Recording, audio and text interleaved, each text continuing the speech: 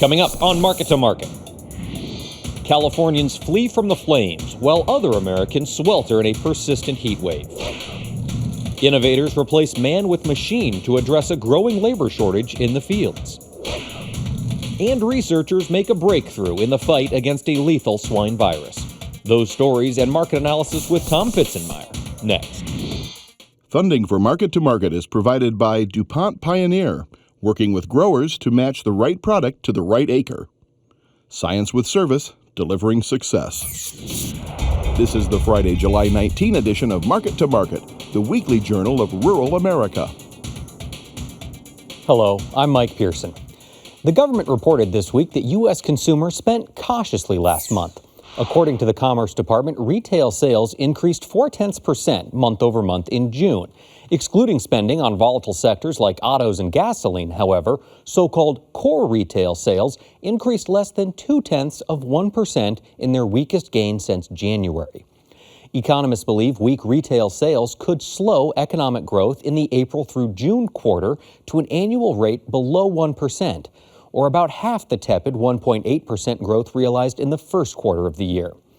Meanwhile, developments in current third quarter are siphoning cash out of consumers' wallets at an accelerated pace. Crude oil prices have already spiked more than 10% in July alone, dragging gasoline prices along for the ride. And the national average price of unleaded gasoline soared to $3.67 per gallon Friday. That's the most expensive gas at the start of a weekend since March. Demand for gasoline typically peaks during the summer when mercury in the U.S. thermometers follows a similar upward trend. That proved to be the case again this week when high temperatures and/or persistent drought made life difficult from coast to coast. The dog days of summer are barking all over the country this week as high temperatures gripped most of America. 105 degrees, stifling heat, sun barreling down on you. Just got to make your money. East Coast water sprinklers worked overtime as heat advisories warned of triple-digit temperatures, and high humidity was also present to add insult to injury. And the weather pattern was forecast to continue for several days. We kind of exaggerate a lot of times, we call everything superstorms now and all that stuff like that, so we get overboard a little bit. I mean, it's just a couple of days of a string of heat, so it's summertime, Residents and tourists of Washington, D.C. were under hot conditions as well as the mercury approached the mid-90s. It's not too bad. You got some shade trees. We find the shade and drink lots of water. We're managing. Across the country on the West Coast, the most immediate threat came in the form of wildfires in Southern California. As many as 6,000 people were told to evacuate their homes, cabins, and hotels as the blaze spread quickly near Palm Springs, east of Los Angeles. The fire has burned more than 35 square miles since it began on Monday. More than 3,000 firefighters were locked in battle with the blaze that also is being fought from the air. Yeah, this right here is considered helibase. So at this time, all the helicopters will land, they'll fuel, they do all the maintenance in this area. And the majority of the helicopters that you see in the air are doing bucket drops. They are hauling water from Hemet Lake to the fire itself, to the line. The U.S. Forest Service issued the further evacuation orders as the situation changed quickly. As you can see behind us, the fire is still very, very active. We have active burning in the north and the northeast. Right in the center, it's made sort of like the detour around the center where there's an old burn from about 7 or 8 years ago where the fuels are a lot sparser. Fire crews hope for high humidity in the evenings to counter dry daytime air. But that has not been the case during the early stages in the battle against fire. Most of the nation's weather is being influenced by a broad upper-level ridge. That includes the Corn Belt, where only locally heavy rainfall was experienced. In Missouri, Iowa, Kansas, and Nebraska, worsening soil moisture, 30-day rainfall deficits, and warming temperatures are all becoming the norm. Overall, 54.4% of the contiguous U.S. is in some form of drought. That's up 4 points in the last 3 weeks. But it's still dramatically better than a year ago at this time, when arid conditions of the nation were at 81%. In fact, this week 1 year ago would have been the peak of the worst drought in half a century. Nevertheless, the nation's corn crop continues to grow in the dry conditions as the USDA's latest crop progress report reveals 66% of the corn is listed in the excellent to good category. That's virtually the same as a week ago. Late this week, Detroit officially became the largest U.S. city to file for bankruptcy. While the Motor City used to epitomize American manufacturing might, its finances and its neighborhoods have been devastated by long, slow declines in population and domestic auto production. In addition to the fiscal freefall, 18% of Detroit's workforce is unemployed. That's more than double the national average. But things are even worse in some parts of California. Scores of towns in the Golden State are enduring unemployment rates well above 20%. And yet agricultural producers say there is a critical shortage of farm workers. The situation is so dire that some innovators are turning to machines to address a growing labor shortage in the fields. The future of farming may now be in the hands of robots. With advances in technology, computers and robots are able to perform the tasks of factory and office workers, cutting back the need of human workers. Engineers from Silicon Valley in California have designed a robot to assist with farming duties.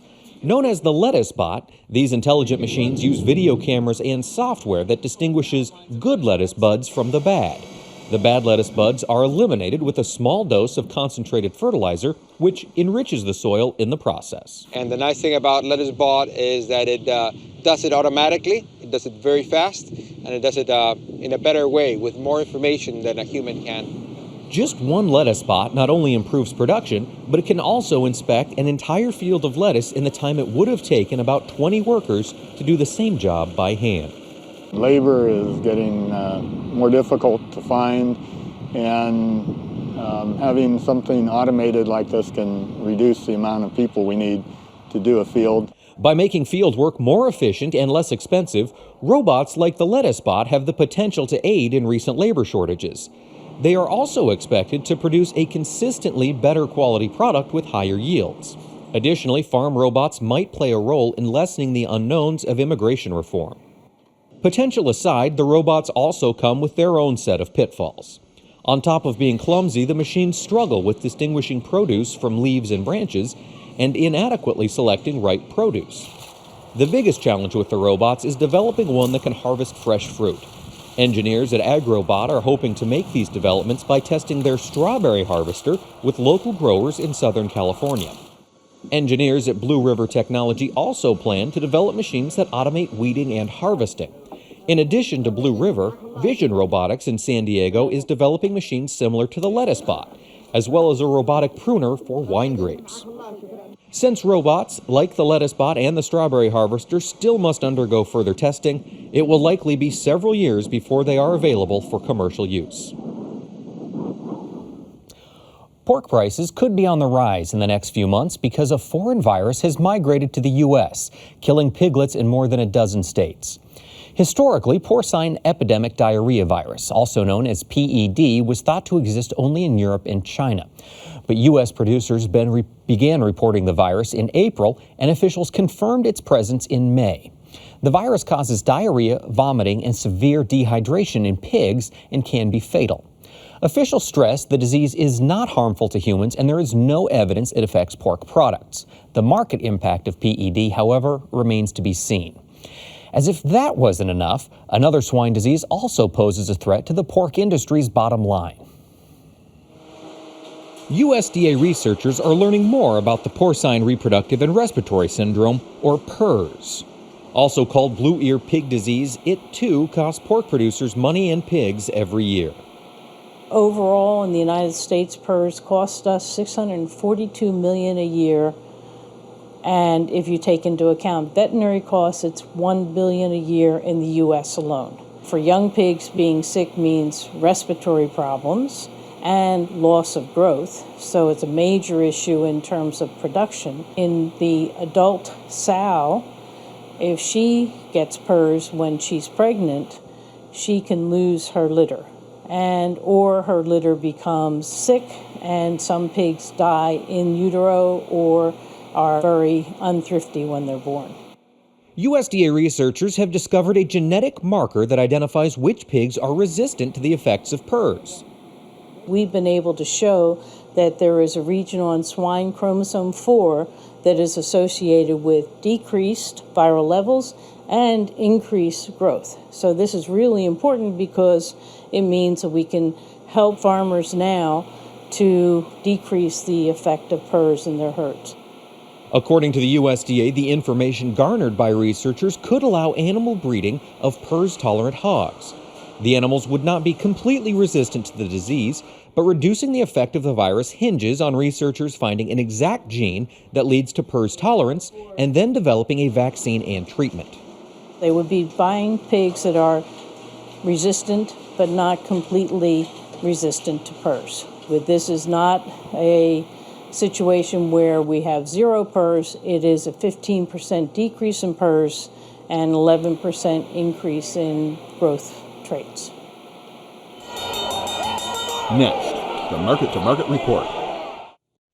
Grain prices trended south this week as the trade pondered weather concerns, a stronger dollar, and a slowing economy in China. For the week, September wheat lost 17 cents, while the September corn contract moved 2 cents lower. Tight supplies and solid demand were friendly to soybean prices as the September contract settled with a weekly gain of 28 cents. Nearby meal prices followed suit with an upward move of $17.40 per ton. In the softs, cotton improved modestly as the December contract settled with a weekly gain of $1.10 per hundredweight. In the dairy market, August Class 3 milk gained 34 cents, while the September contract moved 72 cents higher. Over in livestock, the August cattle contract gained 12 cents, nearby feeders advanced by $2.13, and the August lean hog contract posted a weekly gain of $1.57. In the financials, the euro gained 76 basis points against the dollar. Crude oil prices touched a 16-month high Friday en route to a weekly gain of $2.32 per barrel. COMEX gold gained more than $15 per ounce, and the Goldman Sachs Commodity Index gained 7 points to settle at 651.95. Here now to lend us his insight on these and other trends is one of our regular market analysts, Tomm Pfitzenmaier. Tom, welcome back. Thanks, Mike. We had a big week on Capitol Hill this week. We saw Ben Bernanke testify to Congress about what his plans are for continued quantitative easing. Can you talk to us a little bit about what Fed President Secretary Bernanke said and what that means for the markets? You have to kind of parse his words because he was pretty careful that there have been a lot of positive economic news out lately, and the Fed has been signaling that if the economy started to turn around, that they would begin pulling back on their quantitative easing stimulus program. Every time that kind of starts to happen, and you have these good reports, the market responds positive, particularly the equity markets are very strong. It's been supportive to the dollar because the perception is that if that happens, then interest rates go up. Stronger interest rates in the United States make the dollar more attractive relative to Europe, which is probably going to continue with its forced to continue with their stimulus program for a while, probably up to a year or more. So the trade's watching very closely to see if, in fact, that pullback is going to happen. The problem is that the recovery we've had isn't all that strong. And the fear is that if they start pulling back on quantitative easing, then all those positive economic factors there or indicators start to turn south again. The consumer and the people trying to make things happen in the country pull back, and then all of a sudden you don't have the recovery and you can't stimulate. You have to stimulate again. So that's the fine line that's being walked here. The perception is that that pullback is going to start to take place in September, October time period. I think that's why you've mainly seen the stock market continue to make highs because they're viewing that as a positive for the general economy. They understand it's going to continue until we get enough concrete positive economic movement to cause the Fed to pull back. And then if you find, and then when the problem is, as soon as people find out that, oh, we're going to pull back, we're not going to stimulate, then the stock market drops because money's not being pumped in to help support that flow of money that's supporting the stock market. So it's a really tricky job he's got, and he's probably fairly happy that he's retiring soon. I would imagine. Which is going to be the other issue. Who replaces him? What's their attitude going to be about this? So that'll be a whole nother level of things to be concerned about. And in regard to that, we've got 3 or 4 names that have been floated as rather serious contenders. When is that expected to take place? When would he step down? And it's my understanding toward the end of the year. It's also my understanding understanding that most of the contenders are a little more likely to be stimulators than he's been. So that's the other thing that's going to have to be watched here. We'll continue to see sort of the tug of war, right, particularly in the equity markets, which have been the biggest benefactor of the quantitative easing. Yep. Well, let's take a look at the grain market. As we look at wheat this week, we did see a little bit of a sell-off this week, a little bit move downward. What's been prompting that in the wheat market? Well, the big driver in the wheat market is the world supplies. World supplies are adequate. They're a little tight in the U.S. North Dakota crop is, by all reports, not all of it. This dry weather has hurt their crop trying to finish up. So the U.S. crop's not that spiffy. The problem is plenty of crop in the world and plenty of corn. So maybe you can see a rally in the wheat market, September, December wheat up towards $7. If that happened, that's where I'd be an aggressive seller of wheat. But you don't see that happening anytime soon? If you've got wheat, plan on holding? Well, I think if we don't get the moisture that everybody's expecting for the central corn belt next week, then you're probably going to see corn and beans go up, probably drag wheat along with them, and that's going to be your best opportunity to get some wheat sold, I think. All right, so again, just like everything else, pay attention to the weather. Absolutely. As it's coming up. Yeah. Now, let's take a look at the corn market. We're still seeing really tight supplies out there, old crop corn. What are you hearing from your customers out in the fields? How are things shaping up for producers looking at these relatively large bases? Well, historically in large terms of bases. old crop prices, you mean, most everybody I talk to is fairly well sold out of old crop corn. There's still a few people that think that there's the chance for a squeeze here.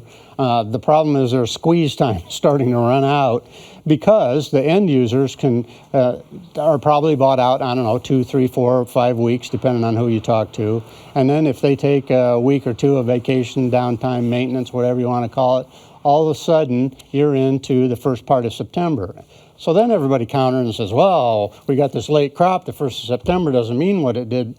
And I counter with that with, number one, the southern crop there's going to be southern corn available by the end of August. Now that doesn't help the northern end users, but it does provide some corn that could go to export.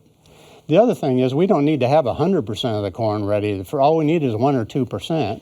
And there was corn that was planted early, that was planted in a timely manner, that is going to pollinate and be early. So again, if you're hoping for that big run up, you've got maybe a couple weeks here based on weather concerns for the new crop that might give you your chance. But I think you're going to start to see those opportunities erode. And once you go off the cliff, it's an awful long ways down. Yes, it is. To where new crop's at. So there's a risk of overstaying that. So take advantage of the basis in your neighborhood if it's still available. Yeah, absolutely. Well, now let's take a look at the new crop. We have had some export news coming with regard to new crop. Yeah. We do have a weather market in effect as we look ahead to this next week. As you mentioned, these rainstorms. Where do you see new crop trending? We've held that $5 mark reasonably well, closed below it earlier this week, at it yesterday and today. Yeah. Is that a pretty good line in the sand for us? I think so. This next 2 weeks is critical. Everybody's expecting a rain event to come through Sunday, again Tuesday, maybe Thursday. So if that happens, you get the 1 to 2 inches of rain, general coverage across the corn belt, it's going to be hard to make the case for keeping corn prices high. If that doesn't happen, there's a lot of vulnerable crop that really needs a rain, and I think that you're going to see the crop go backwards. I'd guess the crop condition rating this Monday afternoon is probably going to show another 1 or 2% decline. It kind of does anyway this time of the year, but still, it's a critical time. We're heading into pollination. It really is important to have some moisture there. I mean, we saw a 6% drop in the Nebraska crop just last week. So it's starting to creep in from the west, and it has this, I think at some point it's going to get the market a little excited. Maybe I'm not talking shooting to the moon, but you could see new crop back up in retesting that 528 resistance that we that high we posted here 3 weeks ago. Right, we've been below it since then. Right. It would take a pretty sustained weather event, or lack of weather events, perhaps is a better way to put it, to retest that high. Now you alluded to some demand, and there has been fairly good Chinese demand. Now we've penciled in pretty good demand, number one. Number two, the Black Sea area is offering corn at 50 to 60 cents under where we are. The South Americans are offering corn at 30 to 35 cents under. So except for those kind of a unique situation with China, demand's going to be a problem there. The USDA's plugged in a big increase in livestock numbers, and I'm not sure they're going to be, I mean, they're up a little bit, but they're not up that much. I think decreases from the USDA on the supply side may be met with some offsetting reductions in the demand to keep that carryout in that 1.8 to 2.1 billion bushel carryout, which is too much corn. Right. And if we start seeing those reductions in demand matching those reductions in supply, where could does corn go? I think you could see it down in a 4.25 to 4.50 range, assuming we have a carryout up in that level. Now, that's not going to happen right away, and it's probably going to take 60 days to get down there. But I think by the time fall rolls around, that's probably where we're going to end up. It's certainly in the cards. Yeah. All right. Well, now let's take a look at soybeans. Again, we're seeing very strong fundamental issues still taking place in soybeans. We saw a nice little rise both in several contracts this week. Where do you see the soybeans headed? Well, August soybeans are actually up 61 cents this week. So, of course, July went off the board. August becomes a front month. The delivery period's coming up in August here in a couple weeks. Again, that crop's short. We don't know what the acres are. There's a lot up in the air there. Demand has actually been held up fairly well. But we got the same situation. Domestic processors are starting to make that calculation. Okay, I've got 3 weeks supply. I take a little downtime. All of a sudden, new crop's available. Do I really need to pay $1 or 80 to $1 over the August board when if I wait around, new crop beans are 75 cents under the November contract? So again, a big cliff to fall over. I don't really think there are very many beans left in the country. I think they've pretty much pulled everything out. So if that's the case, why bid up? I mean, if bidding up isn't going to do you any good, why do it? So it's going to be interesting to see how that works out. As far as new crop beans go, like I said, a lot up in there that we don't know. August weather's critical. We don't even have very good forecasts out into August yet. That August 12th, I think, is going to be critical. That's when that next supply-demand report comes in. They're supposedly going to have the resurvey of the acres in that, probably tweak the yield a little bit. By that time, we're going to have forecasts that are fairly good out into the 20th, 22nd of August, the big chunk of August. So I expect to see beans kind of chop around in here and not do much unless, again, it's dry next week. Then I think you got a chance of those November beans popping up over $13. All right, so it's treading water unless we get a weather event one way or another. That's the way it looks to me, yeah. All right. Now, the other big news we had come out today, and it might not have been such big news, we had the cattle on feed report come out. Tom, what were your impressions having taken a look at it this afternoon? It came out almost exactly dead on with trade expectations, so I really don't see that changing too much. We're gonna be back to how the numbers shape up. We've had all this heat the last couple of weeks, so that's been not great for demand. We had a wet spring, which hurt the grilling season. Then all of a sudden it gets hot, so then nobody wants to grill again. So the demand side of the beef has kind of been a problem. Again, for a couple of years, supply has been pretty supportive, and there's some expectations that those October, December cattle could get kind of fancy here before the summer gets at least another $5 to $7. I don't buy that because I don't think the demand's going to support that. But there are those who do. I would say a couple $3 rally in the cattle market, and you probably better start being a seller again. Push that 125, 126 in October cattle, you're thinking? Right. Okay. Yep. Begin to look at selling. Yes. Now, as we look at the feeder market, what are your thoughts there? If, in fact, we're going to have cheaper corn, and if, in fact, we're going to have well-supported fat market, I would guess that the feeder market is going to be fairly well supported in here. I'm not sure it justifies. I'm not sure you can buy feeders at those prices and make money, but cattlemen seem inclined to want to do it anyway. So I guess they're going to be fairly well supported. Now, what have you seen on the international demand front? We know domestic demand has been suffering for the reasons you mentioned earlier. Internationally, are we seeing any demand That's pick up? softened too. Our export demand hasn't been all that great in beef or pork the last couple of weeks. So that's also been it hasn't been just the domestic demand has been soft. It's also been that export business. So That's the problem. The numbers are good and really pretty good in all the meats. We're just selling this stuff is the problem. And now, keeping in mind the softening international demand, as we hear reports of China slowing their growth down to 7.25%, is that just another bearish factor on the meats in particular? Yeah, absolutely. I think it could be a bearish in corn and beans too, in terms of how much they ultimately will buy. So, yeah, I think that's a bit of a problem also. All right. Well, now let's take a look at the hog market. We have had a nice run up in the hog market past couple of weeks. Is that going to continue? Again, the numbers are probably going to pick up a little bit, but this heat has probably hurt the gains. We haven't had the gains we would normally hope to have at this time of the year because of this heat. You got softer demand, $1 or $2 more rally on that, and I guess you'd want to be a seller there also. So what sort of price range would you be looking at? Oh, I guess just up under 100 on the front months there, I guess.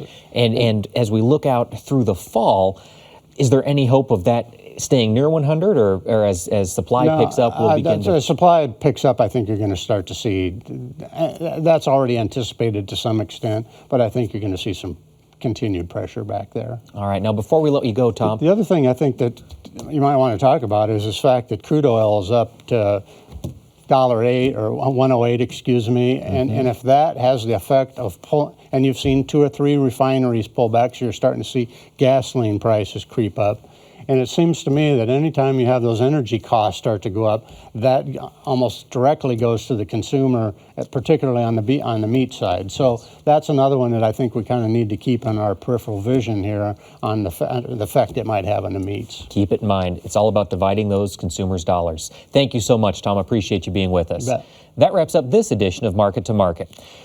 But if you'd like more information from Tom on where these markets just may be headed, visit the Market Plus page at our website. You'll find expanded market analysis, audio podcasts, and streaming video of our program, as well as links to our Twitter feed and Facebook account, all free at the Market to Market website. Be sure to join us next week when we'll examine the impact of changing hands on changing lands. Until then, thanks for watching. I'm Mike Pearson. Have a great week. Market to Market is a production of Iowa Public Television, which is solely responsible for its content.